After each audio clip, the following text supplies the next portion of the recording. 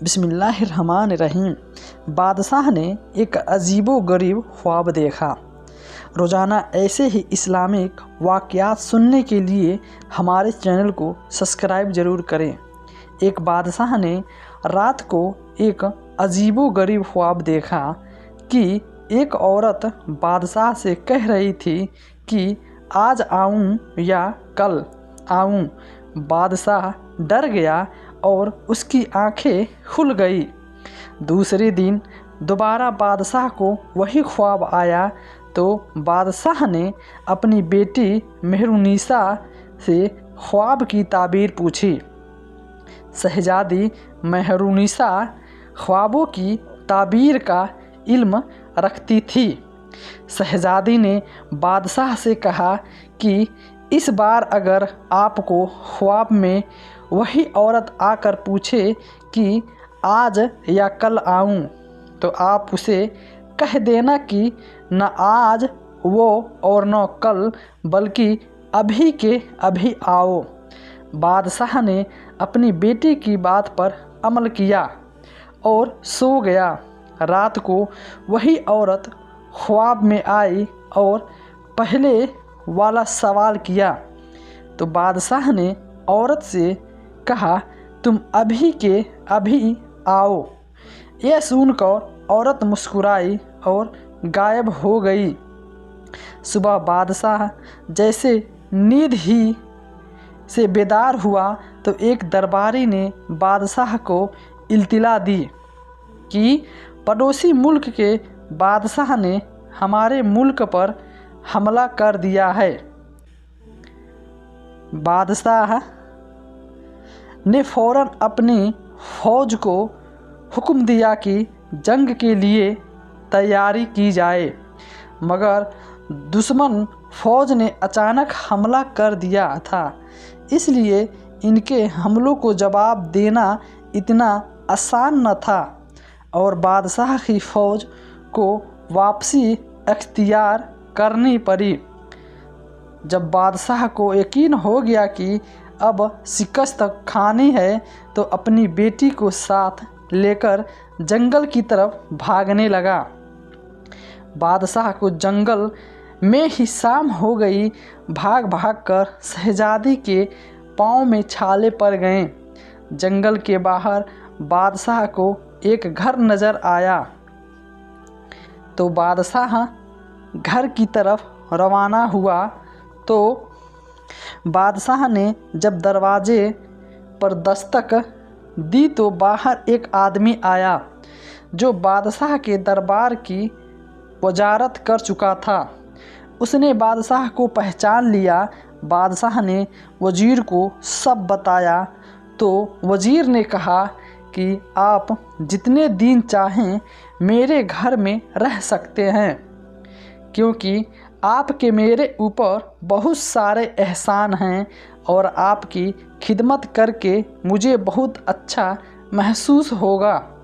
रात हुई तो बादशाह को वज़ीर और उसकी बीबी की बातों की आवाज़ आई।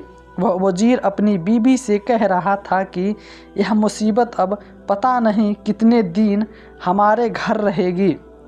अब यह बादशाह नहीं बल्कि फ़कीर बन चुका है। बादशाह ने वज़ीर की बातें सुनी तो उसे बहुत अफसोस हुआ और सुबह होते ही शहजादी को साथ लेकर वज़ीर के घर से निकल गया।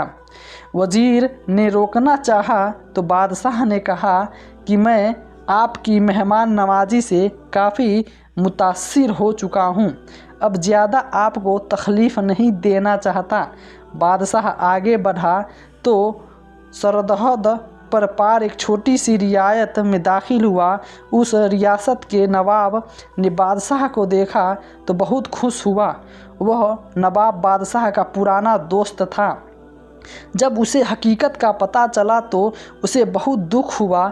नवाब बादशाह को अपने घर ले आया और पहले ही रात नवाब की बीबी मर गई। नवाब एक आमिल को अपने घर ले आया तो आमिल ने अपने अमल से नवाब को बताया कि जो मेहमान आपके घर ठहरे हैं यह आपके लिए मनहूस हैं। बादशाह ने जब यह सुना तो चुपके से नवाब के घर से भी रवाना हो गया। बादशाह को अपने महल की इस वक्त बहुत याद आ रही थी। आगे जाकर बादशाह की नज़र एक महल पर पड़ी। बादशाह को यह जगह कुछ जाने पहचाने सी लग रही थी। अचानक बादशाह को याद आया कि वह तो मेरे दामाद का घर है, जहां बादशाह ने अपनी बड़ी बेटी की शादी की थी। जब बेटी ने अपने बाप और बहन को इस हालत में देखा तो वह बहुत रोई और आपको अंदर ले गई। थका हारा बादशाह जब सोने लगा तो उसकी नज़र छत पर पड़ी, सोने से फानूस पर पड़ी। जब उसने गौर से देखा तो फानूस को एक दीमक नुमा कीड़ा खा रहा था। बादशाह जल्दी से उठकर बैठ गया कि कहीं फानूस मेरे ऊपर ही न आ जाए। दीवारों पर गौर किया तो इधर भी कीड़े थे जो कमरे में मौजूद हर चीज़ को दीमक की तरह चाट रहे थे। बादशाह ने शहजादी मेहरुन्निसा को नींद से बेजार किया और उसे कहा कि मैं अपनी नवजात अपनी बेटी के घर नहीं फैला सकता, तुम इधर ठहर जाओ, मैं कहीं और चला जाता हूँ। मगर शहजादी ने कहा कि मैं आपको अकेला नहीं छोड़ सकती। फिर दोनों आधी रात को ही रवाना हो गए। सुबह की अजान के वक्त दोनों बाप बेटी को एक झोपड़ी नज़र आई जिसके अंदर से धुआं निकल रहा था। बादशाह झोपड़ी के अंदर दाखिल हुआ तो एक दरवेश बैठा हुआ था। बादशाह ने दरवेश को सलाम किया तो दरवेश ने कहा, तुमने ख्वाब में औरत को आज ही बुलाकर अच्छा किया, अगर कल बुलाते तो मुश्किल में फंस जाते। बादशाह दरवेश की बात सुनकर हैरान हुआ। फिर दरवेश ने कहा कि तुमने ख्वाब में जो औरत देखी थी वह औरत असल गर्दिश थी जो बुरा वक्त लेकर पहुंची थी कि आज या कल। शहजादी मेहरुन्निसा जानती थी कि बुढ़ापे में अगर आप पर कोई आजमाइश आती तो आप बर्दाश्त न कर पाते, इसलिए आपकी बेटी ने आपको मशवरा किया कि उसे अभी आने को कहो। मगर अब तुम्हारे लिए अच्छी खबर यह है कि बुरा वक्त अब ख़त्म होने वाला है। आपके वज़ीर ने फ़ौज को दोबारा इकट्ठा किया और दुश्मन फ़ौज पर हमला कर दिया, जिसकी वजह से दुश्मन फ़ौज पीछे हटने पर मजबूर हो गई। वज़ीर आपकी वापसी का इंतज़ार कर रहा है। बादशाह यह सुनकर बड़ा खुश हुआ और शुक्र अता किया कि इस मुश्किल वक्त से निजात मिली। बादशाह और शहजादी महल में पहुँचे तो उनका शानदार इस्तकबाल किया गया। दोस्तों, किसी भी मुश्किल घड़ी में अगर शस्त्र से काम लिया जाए तो अच्छा वक्त ज़रूर आता है।